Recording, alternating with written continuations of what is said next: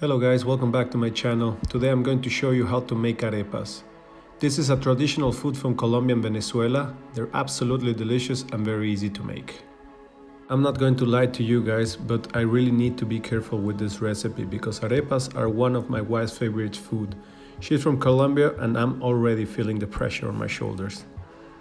But anyway, to start you will need half a cup of shredded feta cheese and half a cup of grated mozzarella cheese. Feta will add saltiness and will give you that extra punch of flavor, and grated mozzarella will give you that gooey and melted cheese texture to your arepas. You can combine both kinds of cheese in the same cup. For the traditional recipe, you normally use queso campesino and doble crema. But if you can't find any of this cheese, you can use feta and grated mozzarella, like I will be showing you in this video, and still achieve that delicious flavor. To make approximately 10 arepas, you will need 1 3/4 cup of white harina pan. This is a pre-cooked white cornmeal that you can find quite easy in the supermarket. After that, add 1 teaspoon of salt, 1 tablespoon of unsalted butter, add your cup of grated mozzarella and feta cheese, and 2 cups of warm water. Grab a fork and mix all the ingredients together. Once you're done mixing all together, cover the dough and let it rest for 30 minutes and place it in the fridge. The reason why I'm letting it rest is to let the corn flour absorb the water, to help us check if the texture is not too moist or too dry. If it's too dry, add a bit more water, and if it's too moist, add a bit more of the flour, and then mix it together and let it rest for another 5 minutes. Here you can see my dough after it has been chilling for 30 minutes without being bothered. It looks perfect. Not sticky and easy to handle. The consistency feels like wet sand. While my dough was chilling, I wrapped my chopping board with plastic. This will help us not getting the dough stuck to the board, and it's easier to handle and to clean. If you don't have a roller pin and a round cutter, you can use your hand to give the shape and size you want. Grab some dough and roll it till you have a ball. After that, just start pressing it carefully and slowly forming your arepa. The only problem with this is that your arepas will look completely different and not have the same shape or thickness unless you are used to doing them by hand or you're a professional arepa maker. But for my video, I will be using a roller pin and a round cutter to help me get all the arepas in the same size and shape. I am going to show you some mistakes I did while I was trying to roll my dough, so you can be more careful and not get frustrated like I did. The first was pushing too hard the rolling pin on my dough.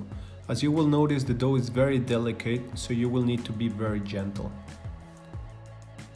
For my second mistake was rolling too fast on the edges, allowing the dough to stick on the rolling pin and creating a mess.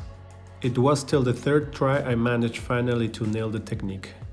Grab the dough and stretch it with your hands, creating enough surface to work with. Don't put any extra pressure on the rolling pin. Use its weight and just guide it like I'm doing. My fingers are not even holding it. After you manage to roll the first batch, grab your round cutter and cut through the dough.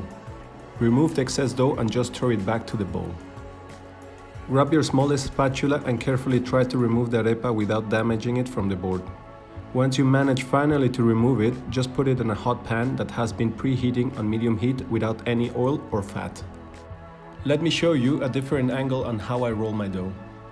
As you can see, I am rolling from the middle to the edges. The perfect thickness to split them open and fill them with your favorite fillings is around 1.5 centimeters.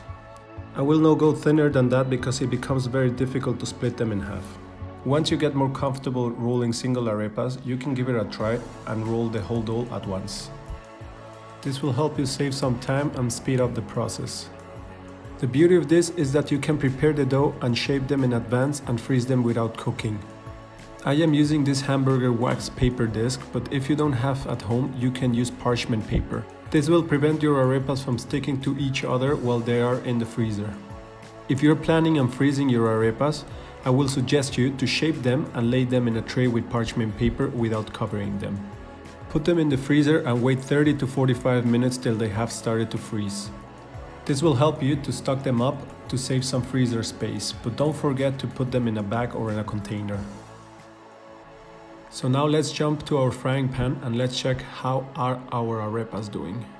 Once they got golden brown on the bottom, you can roll them over and let them cook now on the other side.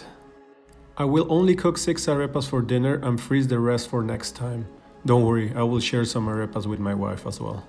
We're almost done, guys. Once your arepas look from both sides like they have been tanning for a week at the beach, put them back to the frying pan on high heat and spread some room temperature butter on both sides and let it cook for an extra minute. This will help you give some extra flavor and give some extra crunch. Turn off the temperature and let it cool down so you don't burn yourself. After a minute letting them cool down, grab a sharp knife and cut them open. Leave only one small part without cutting it, so they can still hold together. This will help you holding your stuffing together and not making a mess on your hands. Here I am plating my arepas with chicken tinga and using my homemade chili paste. If you're interested in how to make Mexican chicken tinga or homemade chili paste, click on the link below.